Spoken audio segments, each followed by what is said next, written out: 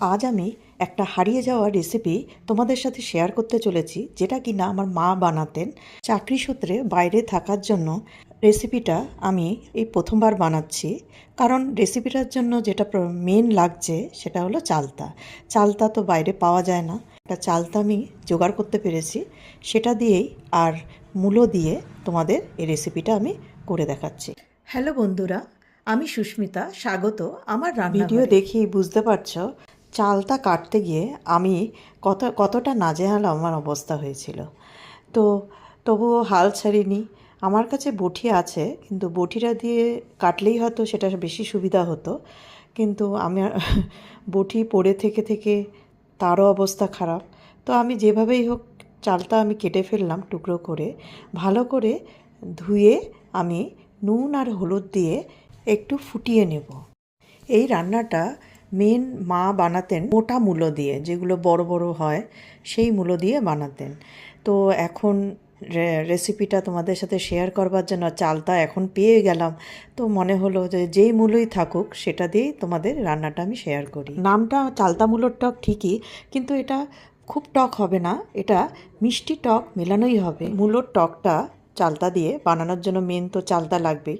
তো আমি নুন হলুদ দিয়ে যে চালতাটা সিদ্ধ করে নিয়েছি, তো সেটা নিয়ে নিলাম। আর মূলোগুলো আমি যতটা স্লাইস স্লাইস করে কেটে নেওয়া যায় ততটাই কেটে নেব পাতলা করে। আর লাগবে হচ্ছে গুড়। এখানে প্রধানত খেজুর গুড় মা ব্যবহার করতেন, কিন্তু আমি এখানে আমার ঘরে যে গুড় ছিল সেটাই ইউজ করছি। তাও গুড় একটু কম পড়তে পারে এই ভেবেই আমি কিছু বাতাসাও নিয়ে নিলাম, গুড়ের বাতাসা। চালতাগুলো থেতো করে নেব একটা নড়া দিয়ে। এই টকটা একবার বানিয়ে রাখলে 2-3 দিন রেখে খাওয়া যায়। আমরা তো তখন তাই খেতাম, কিন্তু এখন তো ফ্রিজে রেখেই খাবো। তো এই জন্য এইসব জিনিস অল্প হতো না, অনেকটাই বানানো হতো, যাতে আমরা সবাই মিলে এবং খেতে পারি, এবং 2-3 দিন রেখে যাতে খেতে পারি।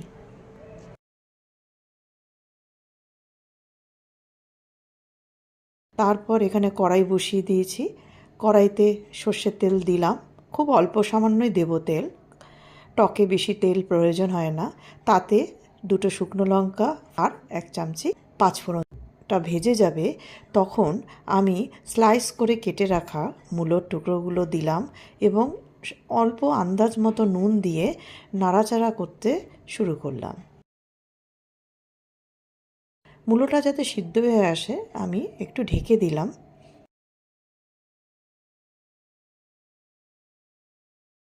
কিছুক্ষণ নাড়াচাড়া করবার পর যখন দেখলাম মূলোটা একটু সিদ্ধ হয়ে এসছে, তখন চালতাগুলো দিয়ে দিলাম এবং মূলো আর চালতা আরও কিছুক্ষণ ভাজতে থাকলাম। ভাজার পর আমি 400 ml জল দিয়ে দিলাম। তাতে রান্নাটাতে আমি হলুদ গুঁড়ো ইউজ করছি না।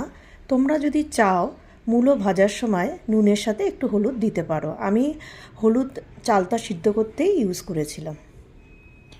তারপর এই নাড়াচাড়া করে আমি নুনটা একবার চেক করে নিচ্ছি, প্রয়োজন পড়লে নুন দেব। তারপর ঢেকে দিয়ে এটা ফুটতে দেব। কিছুক্ষণ ফুটে আসার পর তখন কুড়িয়ে রাখা ফ্রেশ নারকেল আমি তাতে অ্যাড করলাম। নারকেলটা দিয়ে আমি আবার ঢেকে দেব। ঢেকে দিয়ে এটা কুক হতে দেব। দেখতেই পাচ্ছ সম্পূর্ণ ফুটে এসছে।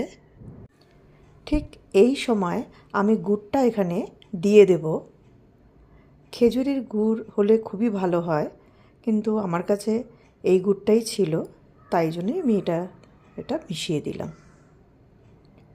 গুড়টা দেবার পর কিছু বাতাসাও আমি দিয়ে দিলাম, কারণ মিষ্টি সম্পূর্ণটাই তোমাদের উপর। তোমরা চাইলে মিষ্টিটা আরও বেশিও রাখতে পারো। আমি পরিমাণ মতো মিষ্টি এতে দিলাম। ঝোলের সাথে গুড়টা আর বাতাসাটা ভালো করে মিশিয়ে আমি ঢেকে দেব এবং ঝোলের সাথে মিষ্টিটা কুক হতে দেব।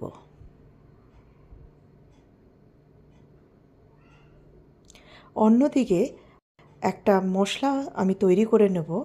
তাতে আমি 1 স্পুন করে ধনে, জিরে আর একটা শুকনো লঙ্কা দিয়ে শুকনো খোলায় আমি ভেজে নেব। তারপর ঠান্ডা হলে আমি ওটা গুঁড়ো করে নেব।